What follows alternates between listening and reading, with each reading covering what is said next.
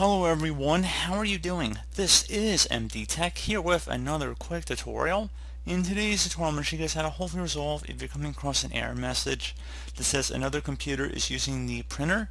So if you're coming across this error, in today's tutorial, I'm going to show you guys how to hopefully resolve it without too much of a hassle. And we're going to go ahead and jump right into it. And we're going to start by opening up the Start menu, type in Device Manager. Best match should come back with Device Manager right above Control Panel. So go ahead and just left click on that.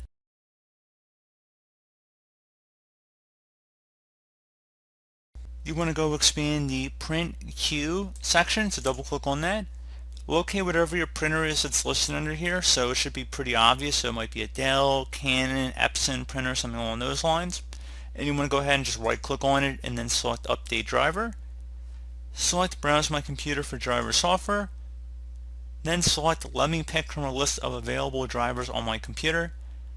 And then select whatever one is applicable for your printer. Generally speaking, if you had a specific printer driver in here, I would suggest using it. Otherwise, just use a local print queue. And then select Next. And close out of here.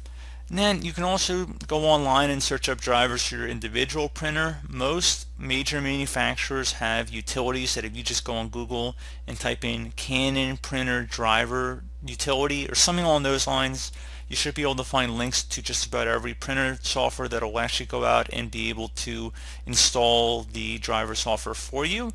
So just go ahead and just type in your printer manufacturer online. You know, if you have the printer name, like if it's a specific model, that would probably be useful as well. And then you should be able to download a tool that goes ahead and installs it on your computer. I'm not going to really go too far down that rabbit hole because there's so many printers out there. It's not really practical for me to show one specific instance because somebody's going to assume that I am doing it for everybody when I'm downloading an Epson printer driver, which is not the case. I know it sounds kind of silly, but you'd be surprised some of the comments I get on these videos. But anyway, once you're done with that, you can close out of here. Another thing you can try would be to open up the Start menu, type in Services. Best match should come back with Services right above App. Go ahead and just left click on that. And once that is open, we want to locate the Print Spooler service. So scroll down a little bit. And right here, you want to go ahead and select the Restart the Service option over here on the left side. And once you are done with that, I would suggest closing out of here. Hopefully that would have been able to resolve your problem. And one further thing you can try would be to open up File Explorer. So you can open up the taskbar icon, or you can just search for it in the Start menu search. So File Explorer, I'm going to go ahead and open that up.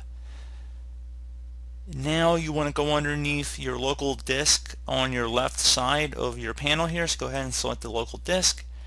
Now you want to select the Windows folder. So double click on Windows. Locate System 32 right here, double click on that. Now there should be something that says Spool, S-P-O-O-L. Just gonna have to scroll down a little bit, not too far, but you want to locate Spool, should be lowercase. Go ahead and double click on that.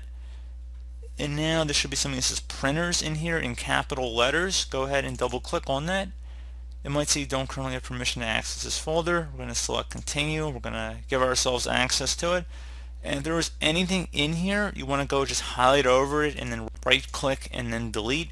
So just clear out all of this. This is just clearing out our print spool. So then you just would have to reinitiate the print job again. But that shouldn't be any big deal, so you just go ahead and open up whatever document you were trying to print and then attempt to print it once more, and then hopefully that should have been able to resolve your problem.